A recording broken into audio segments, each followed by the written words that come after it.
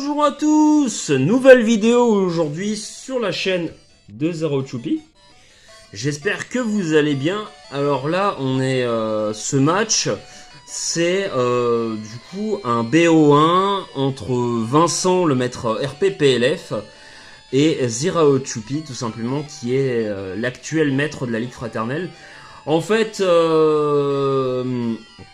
Vincent a été donc un des challengers à la Ligue Fraternelle. Il a dit vouloir tenter le maître cette saison. Et le format est, oui, est en National Dex. On a les notifications YouTube qui s'activent. Du coup, National Dex donc dit évidemment tous les Pokémon de disponibles sur Shodan. Alors là, on va affronter Vincent. Alors, je ne connais absolument pas la team en face, hein, personnellement. C'est une surprise. Alors moi, de mon côté, on a une bulky offense. Donc Vincent, c'est un adversaire extrêmement fort. Donc très performant. Faut savoir que il est monté à 1800-1900 de ladder avec une team National Dex, justement. Est-ce que c'est celle-là? J'en sais rien. Alors déjà j'ai été surpris au moment de la game, au moment du lancement de la game, parce que je n'ai pas vu de type sol dans la team. C'est vrai que c'est très surprenant. Alors vous me direz en commentaire, oui, le National Dex c'est différent de l'Overuse 9G, mais bon, quand on sait que des Pokémon comme Démétéros et surtout des Pokémon comme Fort-Ivoire, Roue de Fer sont extrêmement puissants en Overuse 9G et surtout en National Dex, avec l'attaque, la Idlin Rush, Ursaluna là aussi est assez broken. Donc voilà, je suis surpris qu'il n'y ait pas type sol dans sa team. Malgré Gorithmic, parce qu'il faut savoir que l'attaque Idlin Rush n'est pas affectée par le champ herbeux. C'est pas comme Séisme, donc ça rend les types sol vraiment très forts et très difficile à passer. Donc c'est très important d'avoir une unité sol, je dirais même obligatoire. Alors moi dans ma team on a une Bilkio évidemment. Cette team c'est une de celles qui avait battu tout simplement la maîtresse de l'ancienne maîtresse de la Ligue Pikami, Wendy. Alors on a évidemment alors quelle méga évolution là il peut y avoir. C'est Lagron. Est-ce que c'est méga Lagron? Oui, parce que je joue méga Lagron dans cette équipe. Alors le Corvaius, vous vous doutez bien que c'est un Defog. Zeraora, comment je le joue? Est-ce que je le joue bande comme d'habitude? Est-ce que je le joue gonflette? Ça c'est la question. Le Como, est-ce que je le joue avec le Commonium Z? Est-ce que je le joue dans ce Draco? Comme je peux le jouer aussi, hein. Toujours sur une question. Physique, spécial, mixed. Como, c'est un des Pokémon les plus imprévisibles du jeu. Ensuite, Garde de Fer. Est-ce que je joue Scarf? Est-ce que je joue Energy Booster? Est-ce que je joue Specs? Est-ce que je joue Bande? Parce que c'est pas déconnant de le jouer physique. Ça tape même plus fort, hein, des fois. Donc bon, il a 130 en attaque, hein, donc c'est pas déconnant de jouer comme ça. Et évidemment le Golden Go anti-spin. Alors est-ce qu'il a le ballon, les restes?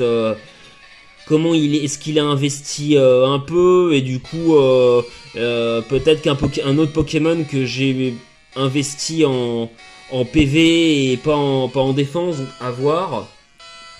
Après chez nous on investit, on peut investir 3 Pokémon défensivement, mais bon. Ensuite l'équipe de Vincent. Alors là je pense que vous vous doutez que là il y a un seul choix de méga évolution possible, c'est Méga Diancie. Alors le Dragapult, est-ce que c'est un bait Specs? Est-ce que il est dans ce Draco avec l'attaque le Z move? Voilà, est-ce qu'il est qu'il est bande? Enfin, en vrai, avec une Terra, bon, après c'est compliqué de savoir parce que le truc c'est que vous avez King Gambit et Gorithmic qui sont déjà physiques. Bon, Gorithmic, ce Pokémon c'est pareil. Est-ce que ça m'a l'air d'être une Bulkio aussi, hein? Je pense que le Zapdos c'est défensif. vu la team, hein. Zapdos doit être sûrement défensif avec des Fog. La seule question que je me suis posée, c'est le Porygon qui sert à quoi? Voilà. Alors là, le Porygon, Healing Wish peut-être. Je sais même pas s'il a ça. Je sais pas à quoi sert le Porygon. Le King Gambit, il a peut-être lunettes noires, les restes. Hein, ça peut être. Des fois, il joue avec le ballon aussi. Ça arrive qu'il peut être joué avec le ballon. Donc Gorithmic, Band, Scarf. Il y a la Grainerbe aussi qui augmente la défense. Il peut être très très fort. Donc on va lancer la game. Le lead généralement c'est l'Agron pour mettre les rocks. Mais comme j'ai peur du Riaboom, est-ce que je vais pas avoir envie de mettre Corva? À voir. Du coup on est parti du coup le lead. Donc il va sur Riaboom. Moi je vais sur Zeraora. Attendez. Donc là le tour 1 est clairement à l'avantage de Vincent. Je pense qu'il va taper un demi-tour sûrement pour anticiper mon switch. Mais moi du coup, n'ayant pas de type feu en face, je vais mettre Corvaius parce que malgré tout, je pense qu'il va faire demi-tour ou peut-être sabotage. Parce que là, j'ai quand même peur de prendre le Glisserbe, hein, on sait jamais. Là je pense qu'il fait soit U-turn soit sabotage, on verra du coup. Donc je vais switcher sur Corvaius. Il fait sabotage.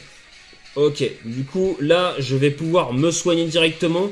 Je pense qu'il va switcher sur Lanceorien ou Zapdos. Ok, donc là, non, je U-turn. Je U-turn directement. J'aurais peut-être pu me soigner en vrai. Là, en vrai, je pense que j'aurais pu me soigner et après aller sur l'Agron.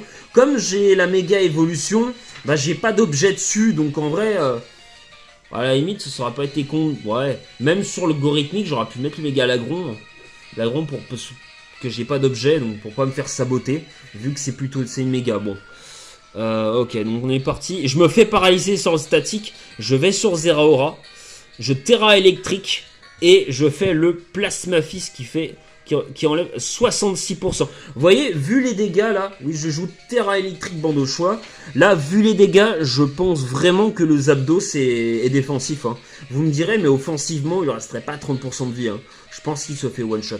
Là, le switch, je pense peut-être sur le Lanceorien, peut-être justement. Non, le Diancie. Donc là, le Diancie. Je suis surpris pourquoi mettre le Diancie. J'ai hésité à switch pendant un moment. Hein. J'ai eu peur d'une éventuelle Terrasol. Ou alors un Diancie peut-être Terrasol, peut-être. Une ceinture force, peut-être. Et peut-être pas de méga. Des fois, il peut y avoir des trucs surprenants. J'ai quand même des idées. Je me suis dit pourquoi il met Diancie sur Zeraora. Bon, je me suis dit on va tenter le Plasma Fist hein, à ce stade. Et là, il Terra cristallise Diancie. Et il se fait Plasma Fister. Et du coup, il se fait one shot. Donc là, je me mets bien dans la game. En plus, ce qui est cool, c'est que je me régène avec le terrain herbu du Gorithmic. Ensuite, on a le Dragapult, tour 5. Donc là, clairement, le Dragapult, de toute façon, il résiste. Je pense qu'il se fait tout shot par un Plasma Fist Terra électrique quand même. Plasma Fist. Terra électrique bande avec en plus de la Terra. Hein. C'est comme t'avais deux bandes au choix. Donc je pense qu'il se fait tout shot quand même. Faut pas déconner. Mais bon, le truc c'est que là en fait le truc c'est quand il le place, je me dis ok, il est peut-être base specs.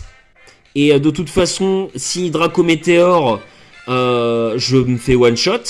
Donc j'avais très peur de ça. Ou alors si je tank à pas grand chose. Voilà. Je me suis dit, il est peut-être Scarf aussi. Mais bon, Scarf, ça tue pas quoi. Hein. Scarf, ça fait de très bons dégâts, ça tue pas. Et je me dis, bon, il peut être physique avec bande aussi. Et du coup, il fera extrêmement mal avec DD. Il peut faire très mal avec le band et il me tue avec 2 Dragon Darts. Donc là, je vais switcher sur Corva. Évidemment. Donc, ah non, je vais sur l'Agron.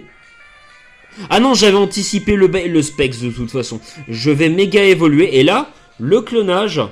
Et moi, je fais le bâillement. C'est une erreur, j'aurais peut-être dû faire un flip turn.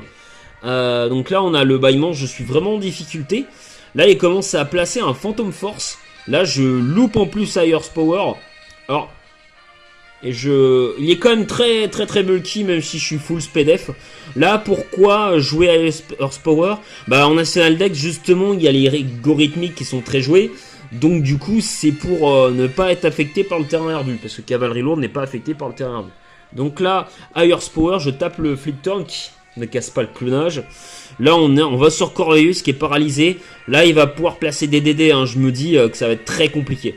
Là, ça va être compliqué. Je vais quand même essayer parce que Phantom Force est en 2 tours. On va faire le Brave Bird. Donc c'est un set classique hein, de Draga. Hein. Je me soigne, mais je suis vraiment en grande difficulté. Ça devient très très compliqué. Il peut rebooster des danses Draco. En plus, j'ai le Parax contre moi. Et là, je comprends pas pourquoi je miss le... Oui, j'étais surpris dans la game. Pourquoi je miss justement les Brave Birds, les rapaces, je comprends absolument pas. J'ai mis 2 rapaces en plus de la Parax, alors que bon, le miss est interdit du coup. Enfin le miss Brave Bird a 100% de précision. Donc je comprends pas. Faudra me dire, mais là je comprends pas. Là je me fais très très mal. Hein. Je suis comme à plus 2,5 en attaque. En vrai, là il aurait même pu être à plus 3. Hein. Mais bon, en vrai, ouais, là, le coup critique, clairement. Et là, du coup, je forfais le match. Et voilà, bravo à Vincent, qui est du coup le nouveau maître de la Ligue Fraternelle, qui a très très bien joué. Hein, donc le switch décisif a été du Zeraora. En vrai, j'ai hésité à taper Plasma Fist, et peut-être qu'avec un coup critique pour empêcher le clonage, ou placer derrière mon Corva, ça aurait peut-être pas été la même... C'est sûr, ça n'aurait pas été la même game, hein, clairement. Mais bon... De toute manière, en vrai, est-ce que j'aurais pu gagner le match? Je pense. Bon, il y avait le King Gambit, mais bon, j'ai quand même deux gros counters à King Gambit entre Komodo et le Iron Valiant, donc c'est dommage. Donc voilà, Vincent est le nouveau maître de la RP. En attendant ses adversaires, il y en reste un du coup, donc c'est Marius qui va tenter, Marius Rouget qui va tenter le C3 et bah, peut-être va-t-il se qualifier et du coup venir concurrencer Vincent avant que cette 7ème édition de la Ligue Fraternelle se termine. Merci de nous avoir suivis, de m'avoir suivi et à très bientôt sur la chaîne de Zrao Choupi. Tchuss les copains.